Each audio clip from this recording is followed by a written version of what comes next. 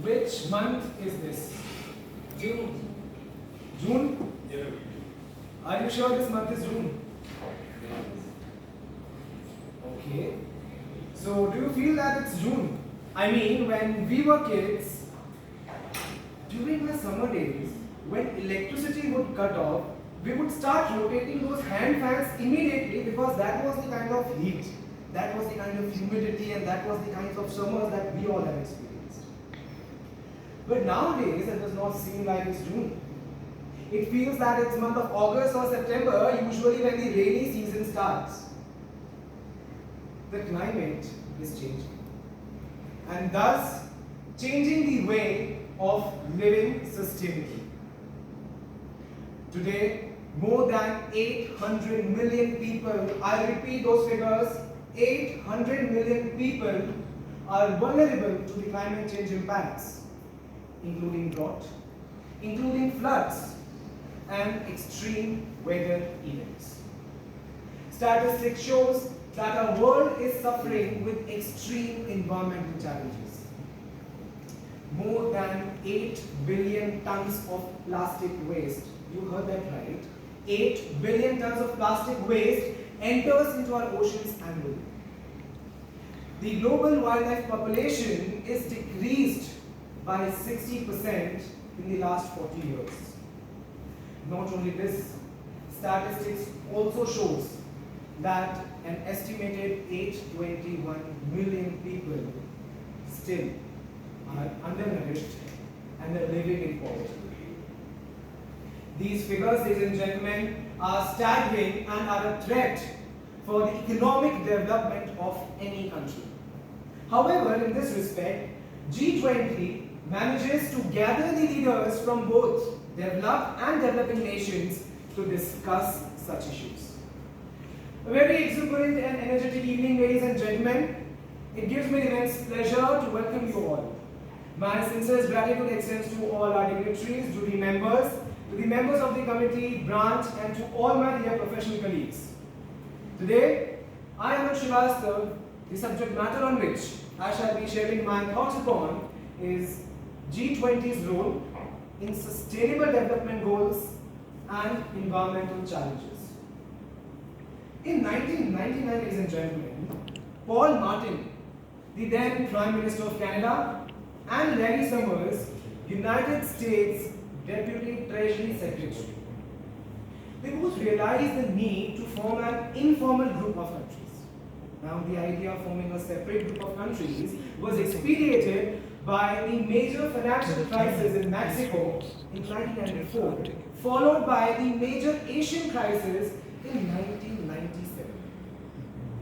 In the aftermath of the Asian crisis, ladies and gentlemen, G20 was developed and founded on 25th of September 1999.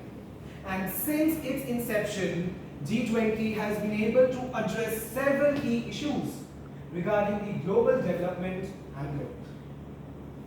G20, the premier group of the world's largest economies that functions to create certain international standards to deal with most critical issues. It is an international forum that fosters the economic cooperations and which is held annually under the leadership of rotating presidency.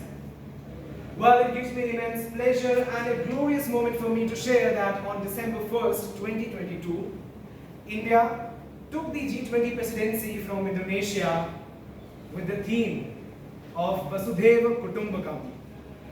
One earth, one family, one future. G20 is working really hard in the 2030s agenda for sustainable development as well. Sustainable development goals. The goals, which was unanimously adopted by the United Nations member states in 2015, lays down the 17 goals for the world to be achieved by 2030, which aims at reducing poverty, which aims at bringing the harmony, which aims at protecting the planet, and which also aims at ensuring that all people in the world enjoys peace and prosperity.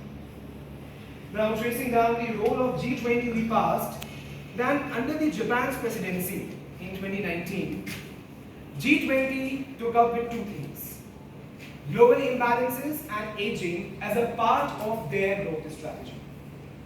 Under the Argentine presidency, G20 pushed to find out the more critical and concrete ways of more mobilizing private capital. Now the idea, the aim was to have a positive impact on the sustainable development, such as job creation and technology transfer. Since 2016, ladies and gentlemen, G20 is continuously working towards the development of food sector as well. For ensuring the food security, they have developed the AMIS, that is Agriculture Market Information System. Statistics suggest that from 2010 till 2030, the ocean economy is projected to double. However, these projections could be achieved only if the global populations increases their efforts. For what? Increases their efforts to conserve and to sustainably use these resources. Now G20, ladies and gentlemen, is working very efficiently with its member countries to promote the equality, to reduce the poverty, to work upon the hunger so that nobody goes sleep without any food. Now talking about the marine litter, Clean Ganga mission is one of the best examples that we have today. In 2017 itself, G20 took up many action plans to reduce the marine pollution of all kinds. Let me tell you that human health and well-being is one of the core areas of the 2030 agenda for sustainable development. In 2017 itself, G20 has worked towards fighting the sudden health emergencies and to tackle the health-related issues. Let me also tell you this, that with $10 trillion rescue package, I repeat because I know these words are very humongous numbers, $10 trillion rescue package, G20 took the lead in the worldwide against COVID-19 pandemic. Today, ladies and gentlemen, we all are living in a highly complex world. While the recent developments have seen us achieving unprecedented growth and economic development, however, these successes came us at a very high cost. These successes have masked the major faults in our development model. And as a result of this, these faults are giving rise to a multiple social and environmental challenges. But the good news here is that we know exactly what we need to do in order to tackle these challenges. There are 17 goals which aims at reducing poverty, which aims at bringing harmony, which aims at making the cities in this country clean, which makes sustainable development.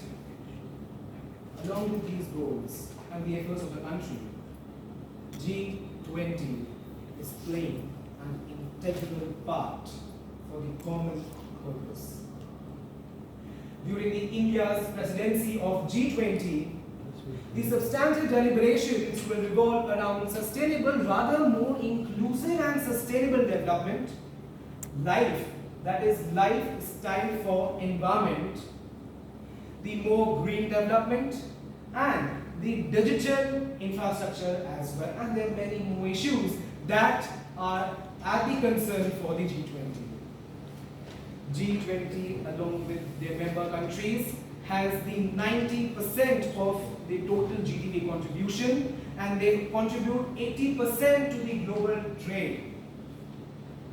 With the efforts of all the countries and the G20 goals and the sustainable development goals, they are aiming at bringing the global village and are making and are trying their level best to make this global village a wonderful and a sustainable place to live. I think, giving you regards to time, I think I should close it for now. Thank you so much, ladies and gentlemen, for being such a wonderful